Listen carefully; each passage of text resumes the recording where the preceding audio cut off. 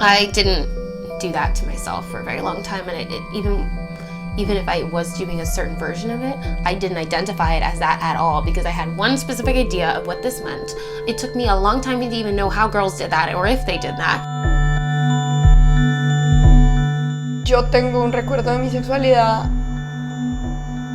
que ni siquiera puedo saber cuál es la edad, absolutamente temprano. O sea, yo siento que mi sexualidad existe desde que tengo memoria. Como ese tipo de recuerdos que son contactos muy ingenuos con el mundo.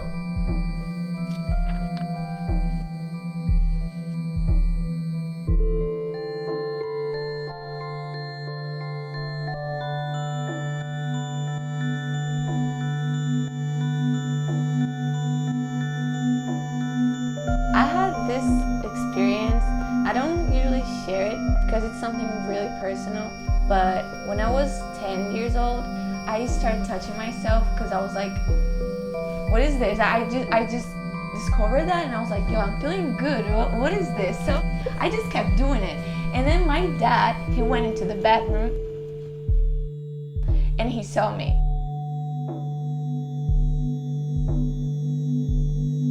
He didn't say anything. He just like opened the door a little bit and he told my mom. So my mom, she came to me like, what are you doing? This is wrong. You can't do this.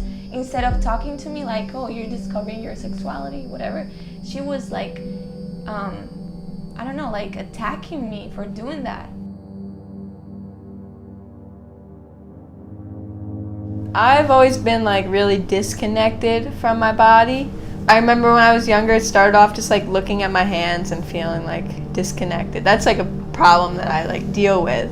Cause that, I feel like being disconnected from yourself plays a role in like how you feel about like really being with somebody, like having sex with them. Like sometimes I feel like I'm even having some kind of like out of body experience. Like that's how like disconnected I am. And when you bring that into like even trying to have like a sexual relationship or like, you know, experimenting with like that, or I always end up feeling like I'm trying to find something because I'm so like separated from myself.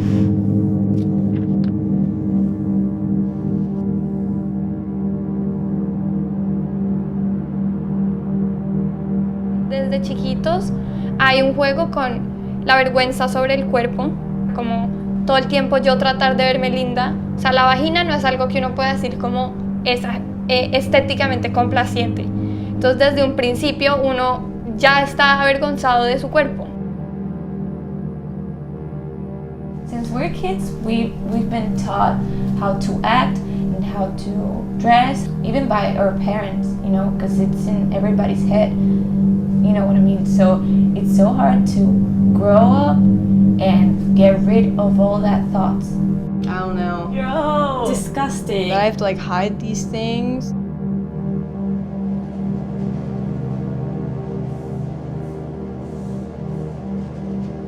Having come from trauma, I was disgusted with my body in general. I thought that this was something dirty, this was something gross. I had issues just touching myself at all. And it's so crazy because I was raised that way and I was a Catholic, and that had nothing to do with the fact that outside of myself, outside of this ideology, outside of this religion, that was still the message. It's in society, whether it's religious or not. It's just that's how society, Western ideas and patriarchy in general just views women and their bodies like we're supposed to be grossed out by something that is so fantastic.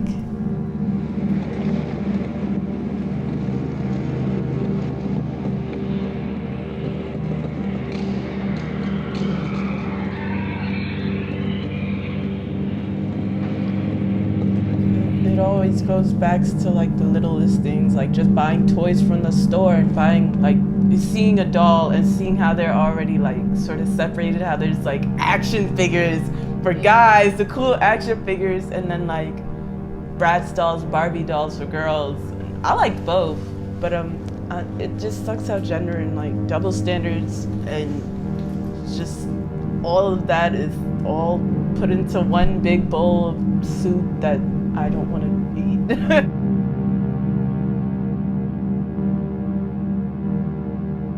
Solo, por ejemplo, en el en el juego de palabras que tienen los hombres. Los hombres se molestan con el tamaño de su pene, pero una mujer nunca le va a decir a la otra como yo vi tu vagina en el locker y marica está muy chiquita. Nunca. O sea, eso no va a pasar. Also feel like because girls can get pregnant, that sort of makes it a little different. Like that's why society treats us a little different, but I don't know why. I wish things were the same a little bit. Por algo cultural que se da de una manera muy natural y muy tácita, uno no se siente como con el poder de explorar su cuerpo.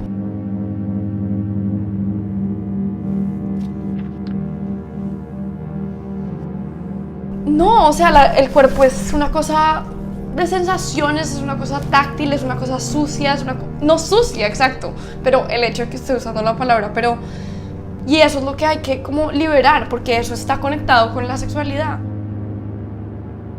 I like crossed my legs over and I like put pressure and it makes pressure on the clitoris and it's super fun.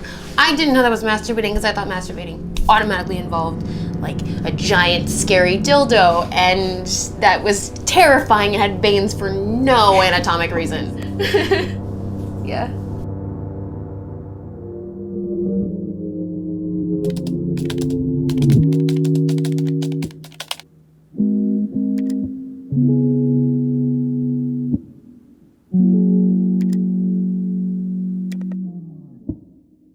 Clitoris that we see is just this little like precious pearl that pops out above the vagina. God, The everything I entire think. body of- Everything I think about anything at all, I learned from Lacey Green. The thing about the G-spot. What?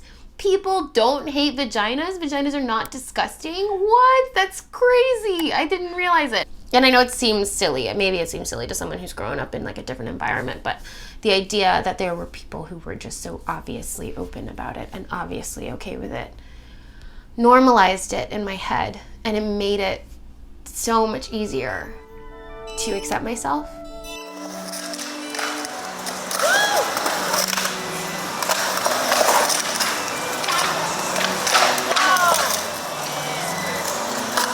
I think it was the day I finally took like a mirror and I was like, all right, I've never even seen like how my own vagina looks like, you know, in a mirror. I remember just being like, yo, today is the day. Like, I was like, nobody's in the house. I got the house alone. Like, I can do anything.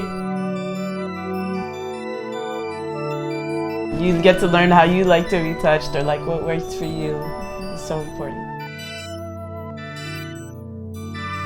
Sometimes you can just need your vibrator.